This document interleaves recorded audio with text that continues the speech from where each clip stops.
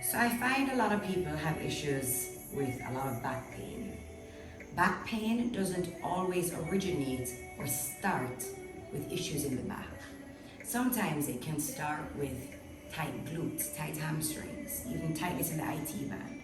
So you have to address quite a bit of inflexibility in certain areas and address other areas, although the pain may be isolated and felt in the back.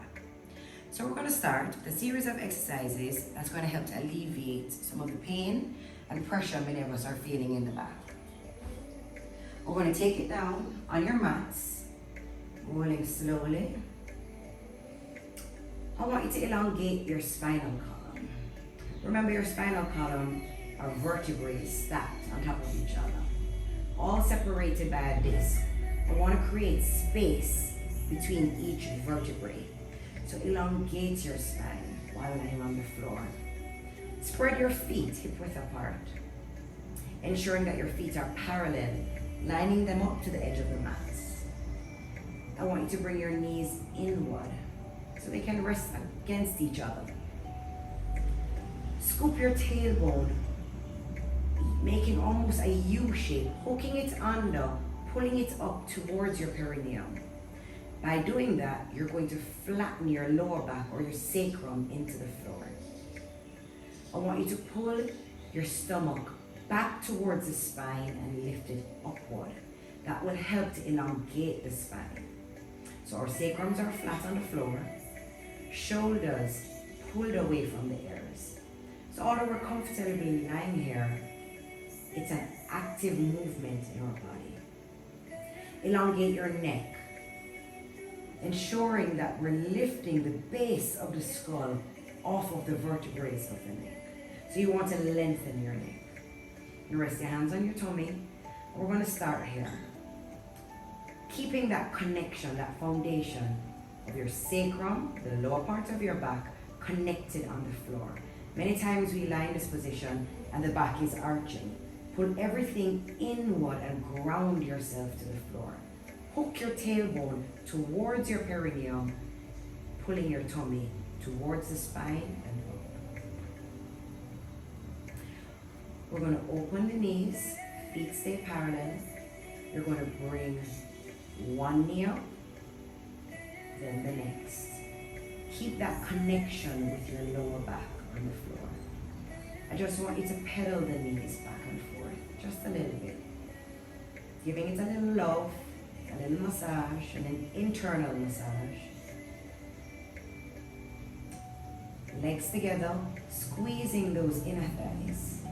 Let's just make 3 circles to the right, gently and slowly, and 3 circles to the left. Think of this internal massage for the lower back, for the pelvic area. Put one foot down, then the next. I want you to open your arms, keeping them the height of your shoulder. Plant your feet flat on the ground. We're just going to gently rock the knees side to side. Listen to your body. Feel what's happening in your body. Bring it back center, keeping the tailbone hooked under because you want to keep that connection with your lower back on the floor. Rock your knees to the other side. Center. Always come back to your realignment of tailbone hooked under, core engaged. One more time. To the right. Shoulders back. Neck extended and long. And to the left. Now I want us to just shimmy our way all the way towards your wall. And scoot your butt down. We're going to extend the legs on the wall. Now this position puts us pretty much into Dandasana, staff pose. We can do it sitting, but right now we have the support of the wall, we have the support of the floor. It creates a more gentle and forgiving position for the body, for the lower back. Now, even with your feet elevated on the wall, I want you to scoop your tailbone under, pulling the tailbone towards your perineum, pressing the small of your back down.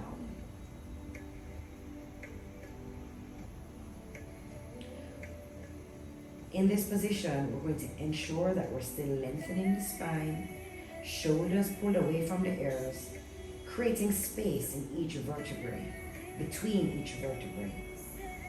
Flex your feet towards your face, spread your toes, pull up on the tops of the thighs, your quad muscles, but never hyperextend through the knees. Pressing the arms down, spread your shoulder blades, and breathe right here. This is reverse dandasana, reverse staff pose. If you find you keep arching the back and you're having an issue pulling your tailbone under and pressing your sacrum down on the floor, you can raise the floor beneath your buttocks. Simply grab either your blanket or you're going to grab a mat. Keep the mat rolled. And I can elevate my hips. Just the top of my butt, I rest on the mat. And with that, it tips my pelvic girdle and allows my lower back to comfortably connect with the floor. So raising the floor is a good option, even if the wall support is not enough. We have to be compassionate to ourselves and give our bodies what they need. We're going to slide the feet down the wall, planting your feet hip width apart, ensuring to have that connection of your lower back or your sacrum against the floor. The knees are at a 90-degree angle. Engage your core, press your hands towards your knees. Bring your hands overhead, keeping that engagement, keeping the tailbone under. Bring the hands back towards the knees. Slide your hands down. Now, if you raise the floor and you have a lift, I'm going to ask you to slide it out now.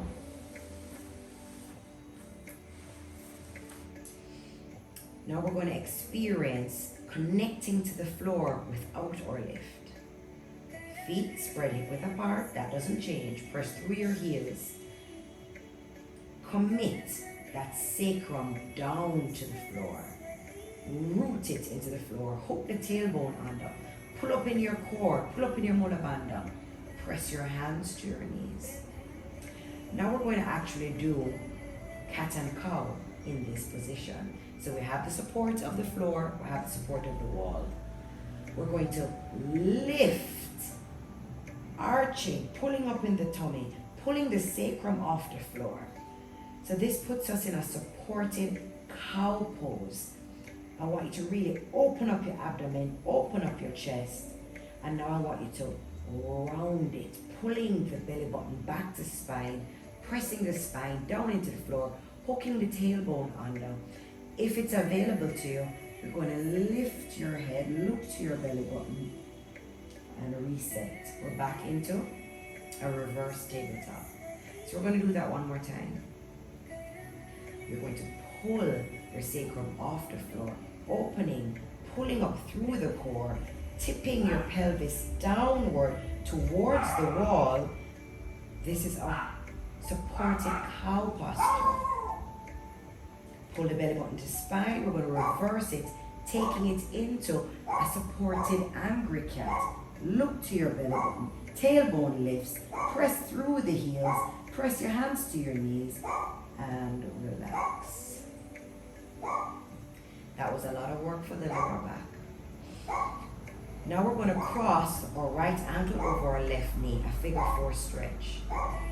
If you need a little bit more space, you can just shimmy your body down the mat, creating an obtuse angle versus keeping it at a 90-degree angle.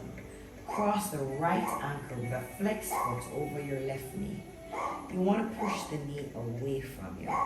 That's going to take the stretch into the outer hip.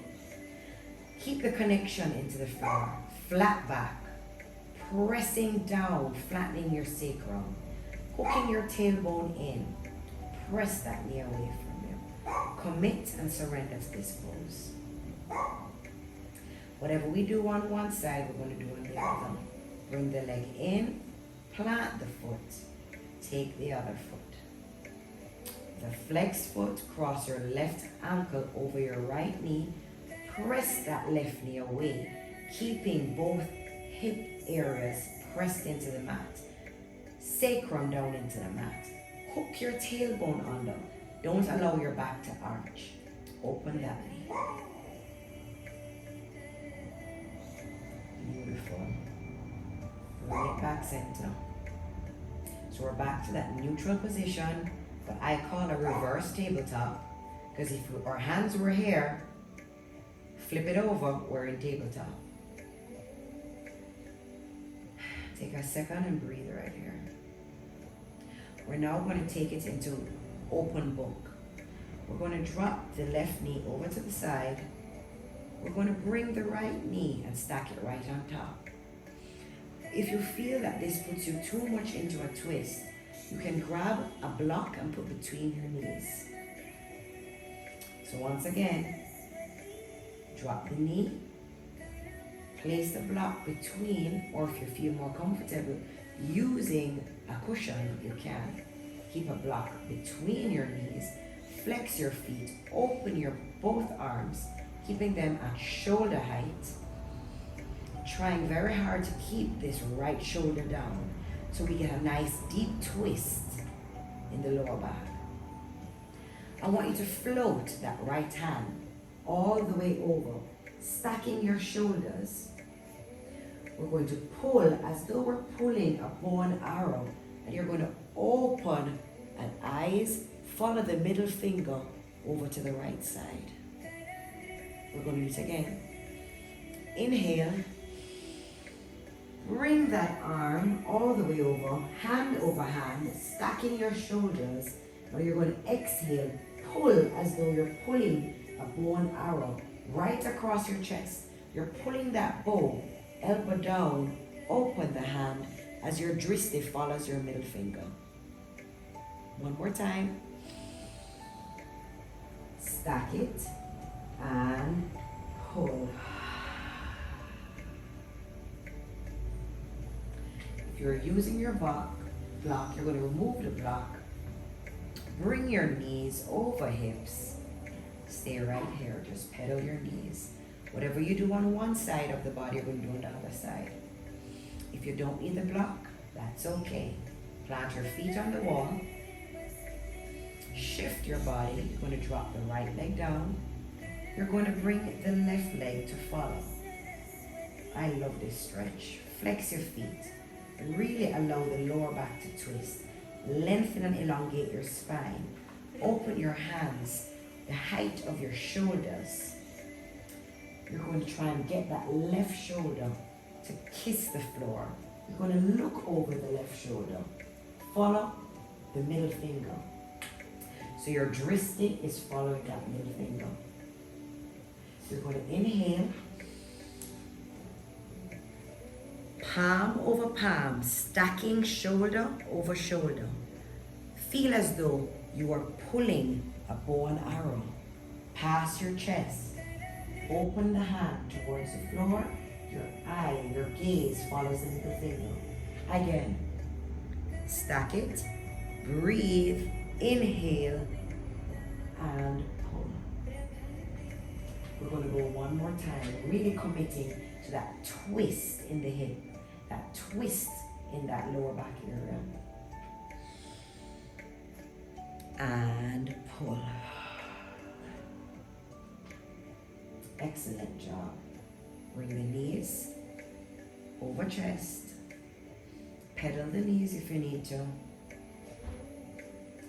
Place your feet on the wall. Ensure to commit that lower back towards the floor. Tucking your tailbone, hooking it under.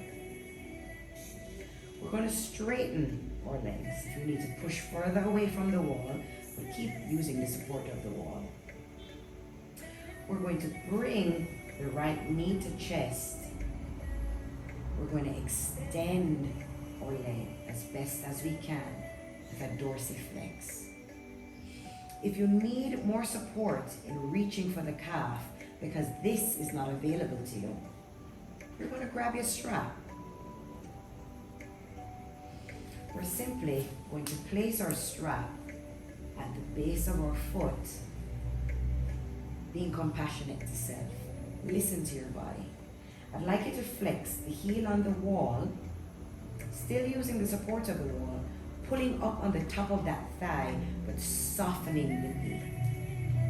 With a flexed straight leg, pulling up on the top of the thigh, but never hyperextending the knee. Flex the foot towards you. Retract the toes towards your face. Using the strap, gently pull the foot to where it's available. When you feel that resistance, you're going to listen to your body. You're going to stop. Slide your hands down, anchoring your elbows towards the floor. Take a deep breath in and exhale. Big breath in and exhale. Now, I want you to grab both straps together. You're going to hold it so the right leg is in there. We're holding it with the left hand. We're going to slide the leg open to where is comfortable for you, keeping both hips anchored to the floor. Right hand is going to be on the floor to add as additional support because you don't want your foot to go where you can't manage. Once we've opened and got a little inner thigh stretch, we're going to bring the leg all the way up. Remember to use the strap to give you as much support as needed. Bringing the leg in. Whatever we do on one side, we're going to do on the other side. So we're going to hug the knee into chest. So remember, if you don't need the strap, you're going to grab your calf and you're going to extend the leg with a dorsiflex. Flexing the feet, pointing your toes towards your face. Getting a really good stretch in the hamstrings and the calf. If you need the assistance, because we're all about compassion, place the strap under your foot. So the knee is bent, strap under the foot, straighten the leg to where is available to you. You can walk your hands up the strap if needs be, pulling your foot as close to your face. Slide your hands down, anchoring your elbows towards the floor, pressing into the floor, keeping them close to your waist. Breathe. Grab both straps together. Using the right hand, I'd like you to open your left hand to anchor and support yourself on the floor. We're going to slide the strap through the hand as we open that leg to where it's available. Always ensuring to keep your pelvic girdle balanced as best as possible. Press your hip down into the floor. Bring that foot back up. Bend the knee and remove your strap. Straight legs, hands down, breathe. So the last movement we're going to do, we're going to bring the knees in, one at a time. We're going to take it into happy baby pose. Hugging both knees into our chest, we're going to open our knees. We're going to flex the feet, point the feet to the ceiling, and we're going to reach for the heels. Just grabbing inside wherever your hands can connect. And we're taking it into happy baby pose. Now this pose, I love it. It feels yummy against my back. I like to just rock back and forth. It gives me a spinal massage. Especially the lower back muscles as they press into the floor. I find it's very forgiving. So flex the feet, driving the heels towards the ceiling. Open your knees as best as you can. When you're finished, you're going to release the legs, bringing your knees in, putting one foot down, then the other. We're going to now take it and end in Shavasana. So because we have our feet on the wall, we can actually Shavasana right here. because it gives us the support. It's allowing my tailbone to stay slightly elevated and my lower back to press into the floor. Open your palms, and this is actually a very comfortable position for me. If you need more support in your Shavasana, bring your feet down. Let's just shimmy yourself away from the wall. Roll to the side, come to a sitting position. You're going to use that rolled mat that you have beside you, and you're just going to place it on the floor. I'm going to grab, because I have all my props beside me, I'm going to grab my blanket, giving just enough support for the back of my head. I'm going to bring my blocks to add for additional support for behind my knees. So the rolled mat cushions my, oh, this feels good. The rolled mat cushions my spinal column. I want to ensure to lift the base of my skull, elongate my neck. So this blanket actually is a good height for me. I'm going to place the blocks directly under my knees, but I prefer supporting where my hamstrings connect to the back of my knee, and I like having my legs wider.